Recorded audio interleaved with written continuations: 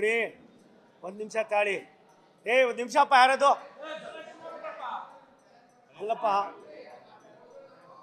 ಒಬ್ಬ ರಾಷ್ಟ್ರದ ಪ್ರಧಾನಿ 142 ಕೋಟಿ ಜನರ ಪ್ರತಿನಿಧಿ, ರಾಷ್ಟ್ರದ ಮುಖ್ಯ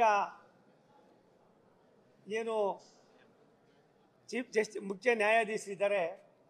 ಈ ದೇಶದ ಒಂದು ಸಂಪತ್ತು ಅಂದರೆ ಪ್ರಧಾನಮಂತ್ರಿಗಳು, ಮುಖ್ಯ ನ್ಯಾಯಾಧೀಶರು ಒಂದು ಕಡೆ ಸೇರೋದೇ ಬೇಡ ಅನ್ನೋದಾದರೆ, ಅಲ್ಲಿಗೆ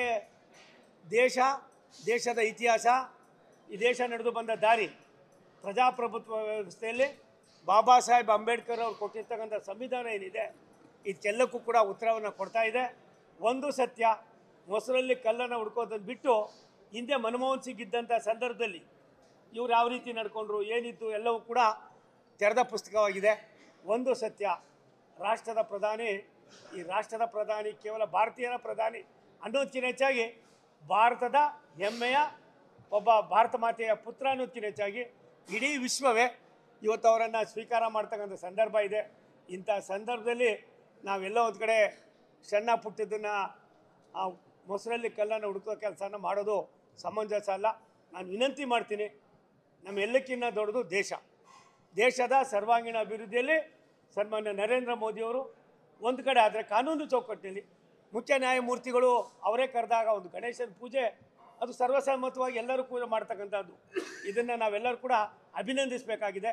ಇಂಥ ವಿಚಾರಗಳನ್ನು ಎಲ್ಲ ಒಂದು ಕಡೆ ಮಾತನಾಡೋದು ಆದಿ ಬೀದಿಲಿ ಎಷ್ಟು ಮಟ್ಟಿಗೆ ಸರಿ ಅನ್ನೋದು ಅವ್ರು ಅರ್ಥ ಮಾಡ್ಕೋಬೇಕು.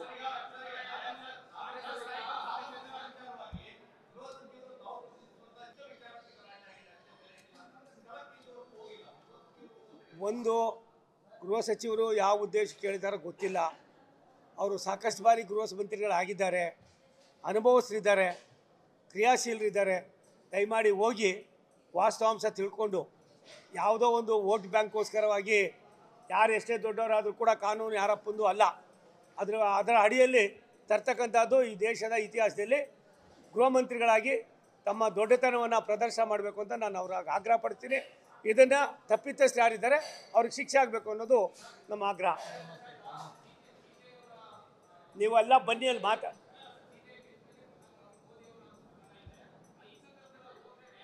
ನೋಡ್ರಿ ಸ್ವಾಮಿ, ಎಲ್ಲಿಂದ ಎಲ್ಗೋ ಬಿಟ್ಬಿಡಿ ದಯಮಾಡಿ. ದೇಶದ ಪ್ರಧಾನಿ ವಿಶ್ವದ ಭೂಪಟದಲ್ಲಿ ಇವತ್ತು ಯಾವ ರೀತಿ ನಡ್ಕೊಳ್ತಾ ಇದ್ದಾರೆ, ಏನಿದ್ದಾರೆ, ಯಾವುದೋ ಅದಿದೆ ಇದಿದೆ ಸಣ್ಣ ಪುಟ್ಟದಿದೆ ಅನ್ನೋದು ಬಿಟ್ಟು ದೇಶಕ್ಕೋಸ್ಕರವಾಗಿ ಅವ್ರು ಮಾಡ್ತಾ ಇರೋ ಸೇವೆ, ಅವರ ಕಾರ್ಯಕ್ರಮ 24 ಗಂಟೆ 24x7 ಎಷ್ಟು ಒಂದೇ ಭಾರತ್ ಟ್ರೈನ್ ಎಲ್ಲಿತ್ತು ಅಂತ ಯಾರಿಗಾರು ಗೊತ್ತಿತ್ತಾ? ವಾರಕ್ಕೆ 15 ದಿನಕ್ಕೆ ಹೋಗ್ತಾ ಇರೋದ್ರ ಜೊತೆಯಲ್ಲಿ ಒಂದು 2027 ಒಳಗಡೆ 2047 ನಾವೇನು ಕಾಣ್ತಾ ಇದ್ದೀವಿ, 2027 ಒಳಗಡೆ ಈ ದೇಶವನ್ನು ಯಾವ ರೀತಿ ಸಂಪದ್ಭರಿತ ರಾಷ್ಟ್ರ ಮಾಡಬೇಕೋ ಅದ್ರ ಬಗ್ಗೆ ನಾವೆಲ್ಲ ಚಿಂತೆ ಮಾಡೋಣ. ಬಾಕಿದ್ದನ್ನು ಅಲ್ಲೇ ಮಾತಾಡ್ತೀನಿ. ನಮಸ್ಕಾರ.